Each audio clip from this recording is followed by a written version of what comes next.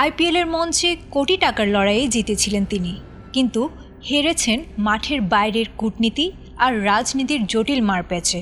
9,20,00,000 রুপির record মূল্যে Kolkata night রাইডার্সের নাম লিখিয়ে ইতিহাস গড়েছিলেন বাংলাদেশের কাটার মাস্টার মুস্তাফিজুর রহমান।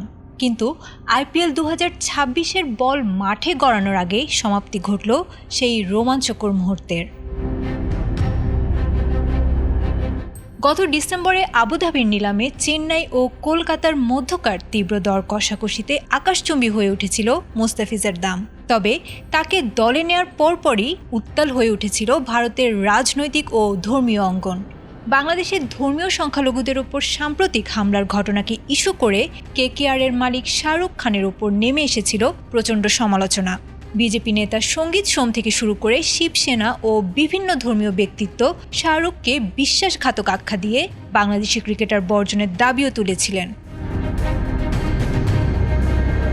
ভারতীয় গণমাধ্যম এনডিটিভির তথ্য মতে শুরুতে বিসিসিআই পর্যবেক্ষণ করার কথা বললেও শেষ পর্যন্ত চাপের মুখে নতি স্বীকার করেছে। বিসিসিআই সচিব দেবজিৎ সাইকিয়া স্পষ্ট জানিয়ে দিয়েছেন, সাম্প্রতিক ভূ রাজনৈতিক পরিস্থিতি বিবেচনায় মুস্তাফিজকে বাদ দিতে বলা হয়েছে স্কোয়াড থেকে।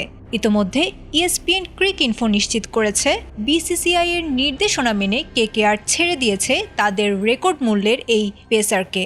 ক্ষতিপূরণ হিসেবে কেকেআরকে বিকল্প খেলোয়াড় নেওয়ার সুযোগ দেবে বলেও জানিয়েছে ভারতীয় ক্রিকেট বোর্ড।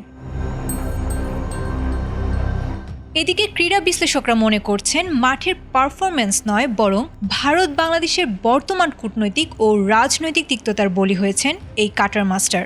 এর মাধ্যমে আইপিএলের ইতিহাসে কোনো বাংলাদেশি ক্রিকেটারের সর্বোচ্চ দরে বিক্রির গৌরবটি ম্লান হয়ে গেল এক অনাকাঙ্ক্ষিত বিতর্কে। মাঠের ক্রিকেট যখন রাজনীতির চক্করে পড়ে, তখন যে ব্যক্তিগত প্রতিভা কিংবা রেকর্ড অর্থহীন হয়ে পড়ে, মুস্তাফিজের এই বিদায় তারই এক বড় প্রমাণ হয়ে থাকবে। আয়েশা আক্তার, এটিএন বাংলা।